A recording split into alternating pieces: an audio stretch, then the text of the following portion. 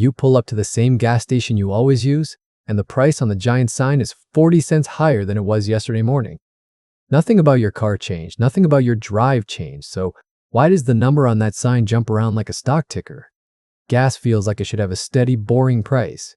Instead, it lurches up and drifts down on its own secret schedule. By the end of this, you will read that sign like an insider and know exactly what is pushing the number around. Let's start with the part that drives people crazy. The price can change overnight, sometimes more than once in a single day. That speed feels suspicious.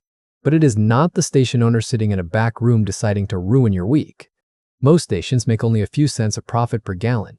The real action is happening far upstream, long before fuel reaches you.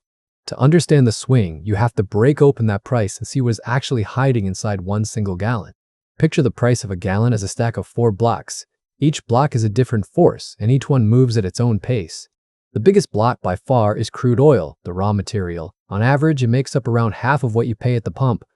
The next block is refining, turning thick black crude into the clean gasoline your engine can actually burn. Then come taxes, added by your federal and state governments. And finally, distribution and the station's own thin slice. When the price on the sign jumps, it is almost always one of these blocks moving, and usually it is the crude oil block. So let's follow that biggest block down the rabbit hole. Where does crude oil get its price in the first place? Crude oil is not priced at the gas station. It is priced on global markets, traded around the clock, all over the world.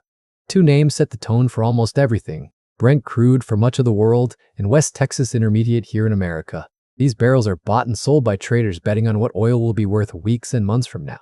And that is the key. Oil prices move on expectations of the future, not just barrels available right this second. The price is a constant tug of war between 2 forces: how much oil the world is producing and how much the world wants.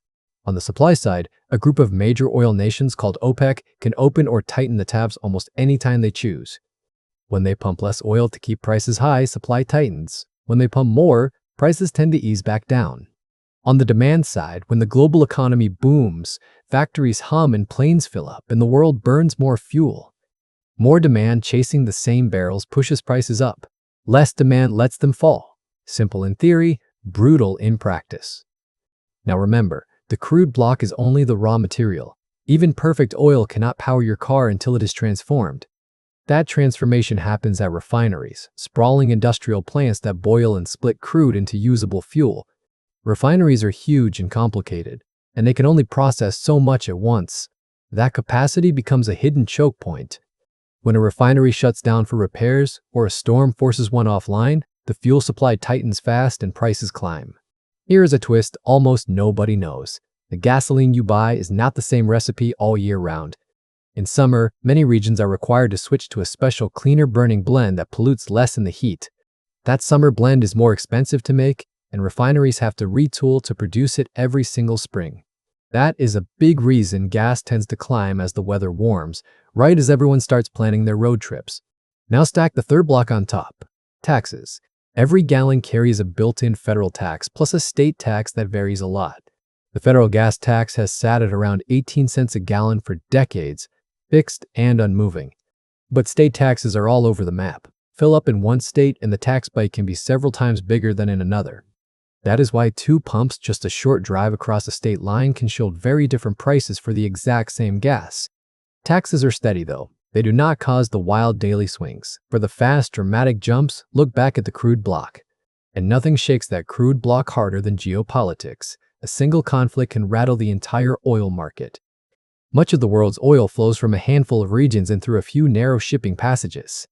If a war, a sanction, or even a threat puts that flow at risk, traders fear a shortage and bid the price up immediately. Notice the word fear. Oil often moves on the worry of a future shortage, long before a single barrel actually goes missing.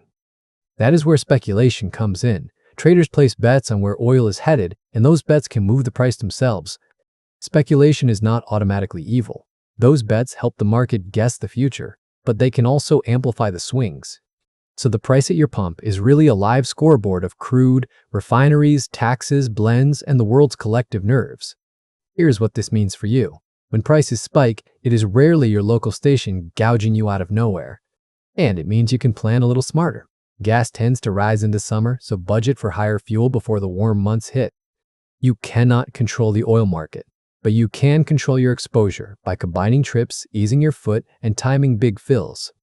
The wild swings are not chaos. They are a story, and now you know how to read every chapter of it on that sign. That is exactly what we do here. We hand you the cheat sheet to the money machine. This is Brainonomics.